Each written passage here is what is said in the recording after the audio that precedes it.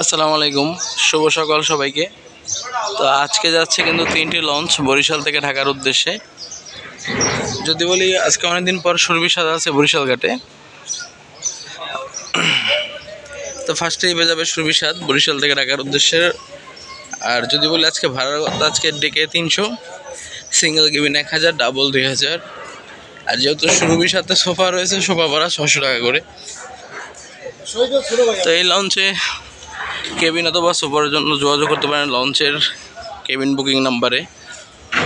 এখন ইনবক্সে যে ভাই কেউ নাম্বার চাইয়েন না, প্রতিটা ভিডিওতেই বলি এই লঞ্চের ভিডিওতে এই কেবিন বুকিং নাম্বারগুলো অনেক আগে বারবার দিয়েছি, তাই আর দেই না। এরপরে যদি বলি আজকে দিনে দ্বিতীয় ট্রিপে আছে পারাবত 12, আজকে সেকেন্ড ট্রিপে যাচ্ছে বরিশাল থেকে ঢাকার উদ্দেশ্যে। যেহেতু পারাবত 12তে কোনো সোফা নেই, তাহলে সিঙ্গেল কেবিন 1000, ডাবল 2000 করে। আর একটি বিষয়ে সবসময় খেয়াল রাখবেন, লঞ্চে ভ্রমণকালে কিন্তু অপরিচিত কারো দেওয়া কোনো কিছু খাবেন না, এই বিষয়টি মাথায় রাখবেন। এবং আজকে থার্ড ট্রিপে আছে এম খান সাদ বরিশাল থেকে ঢাকার উদ্দেশ্যে। এম খান সাদ আজকে সবার শেষে যাবে বরিশাল থেকে ঢাকার উদ্দেশ্যে।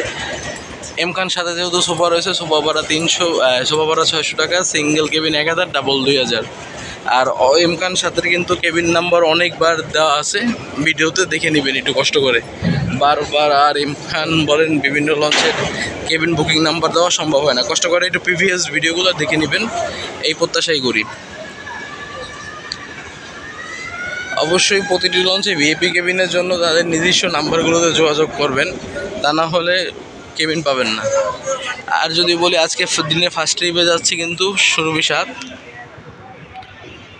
রাত 9টায়, এবং পারাবত 12 যাবে রাত 9:15 থেকে 20-এর ভিতরে, এবং 9:25-এর ভিতরে কিন্তু এম খান সাদ চলে যাবে আজকে বরিশাল থেকে ঢাকার উদ্দেশ্যে। আজকে যারা বরিশাল থেকে ঢাকা লঞ্চে যাবেন অবশ্যই রাত 8:30-টার ভিতরে বরিশাল নদীবন্দর টার্মিনালে উপস্থিত হবেন, তা না হলে কিন্তু লঞ্চ মিস করার একটি সুযোগ থাকবে।